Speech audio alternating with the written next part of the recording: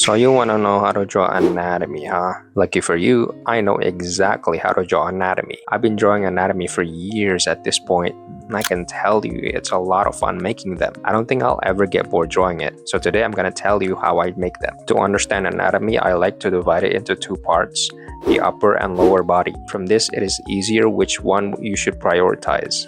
If you want to know my recommendation, I'd say you start focusing more on the upper body since it's the most common. Why the upper body, you say? Because it is easier to recognize what character you are drawing as opposed to lower body, which people only draw them for one purpose. That is to make you feel fuzzy inside, if you get what I mean. Plus, the upper body is more complex. You have the head, which has the same, if not more difficulty than drawing hands. You also have the torso that consists of chest and stomach that has abs that you have to draw, and you have the arm that can grab an object and do stuff with it. So it's an overall more things to learn. As for the lower body, you can't do much with it. Sure, you have the hip and thighs that you have to know how they move and positions when they are stationary.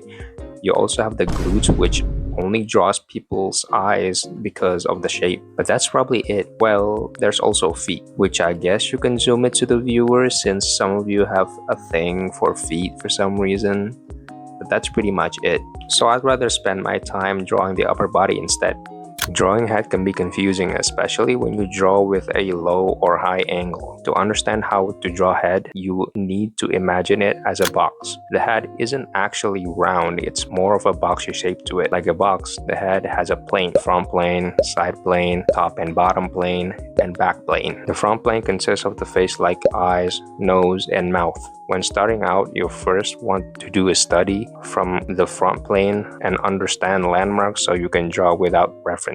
But what are the landmarks, you might ask? The eyes are typically placed at the same line as the ear, and at the bottom of the ear, it's usually where you draw the nose. The mouth are at the same line as the corner of the jawline. They are the main landmarks if you want to draw the face in the correct positions. Side plane consists of the jawline and ear, but you still have to draw one part of the face. Draw the face sideways. The nose will be protruding out and the mouth will also stick out more. The eyes will be placed deep since the skull has a hole on both ends, and that's where the eyes are placed. The eyebrow will be closer to the edge and it sits right above at the top of the ear.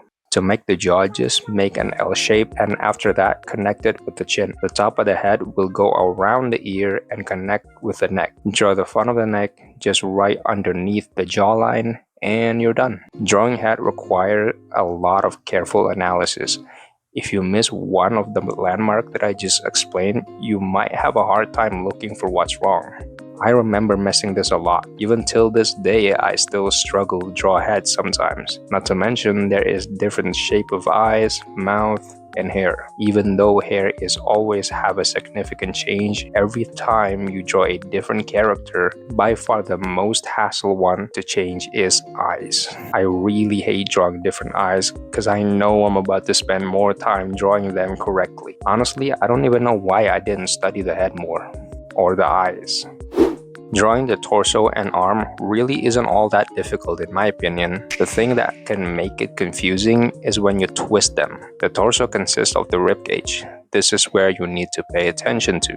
Rib cage and hip are usually follows with each other's movement. Think of it like they are connected with a bendable stick. They can face on the opposite direction, and this can be really difficult to draw. But for now, we're just gonna draw in neutral positions. Imagine the torso as a big, long cube, and inside that cube has a rib cage that acts like a solid structure that cannot be bent. As an artist, it is important for you to draw or imagine that there is a rib cage as it is going to help you when making the muscle later on. I like to start drawing the collarbone or traps.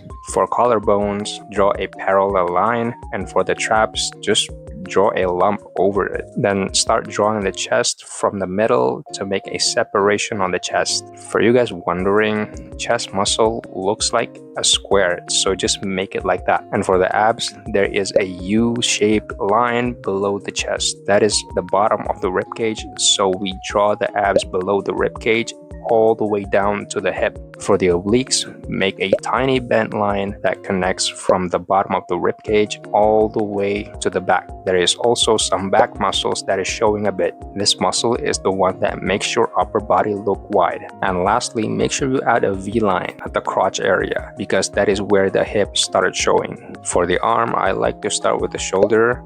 It looks like a half circle or a shoulder armor that you see often in shows or movies. For biceps, just imagine it like more a juiced up cylinder.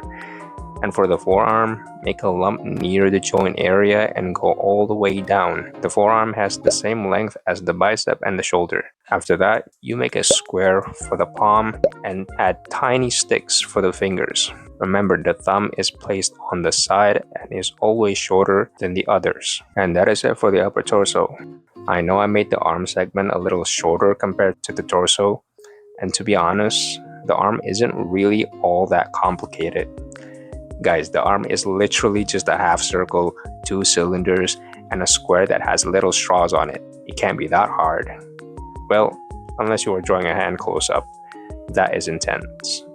For the legs, it still uses the same concept when drawing the arm, but what makes it different is that the leg is meatier and positioned a bit differently. To start, I usually draw from the thighs. Make sure the outer thighs is bigger than the inner one. As you draw to the knee, there is a slight bulge on the inside of the thigh. Make sure you draw that too. As for the lower leg, you draw the outside muscle rounder to the feet. To make the inside muscle, make it round at the top, then draw them straight all the way down to the ankle. What? Why you want me to explain further? I don't have much to say, to be honest. That is all I can say for this video. I kind of ran out of words on what to say. I know this isn't a complete guide on drawing anatomy, and I honestly want to make another video about this again, but instead of one video, I'll divide it into a couple videos. That way I can explain how to draw each part in much more detail. Oh yeah, and I also got tired editing this all week, so I might reduce how much I edit in future videos. Thank you guys for watching. Catch you guys in the next vid. Peace.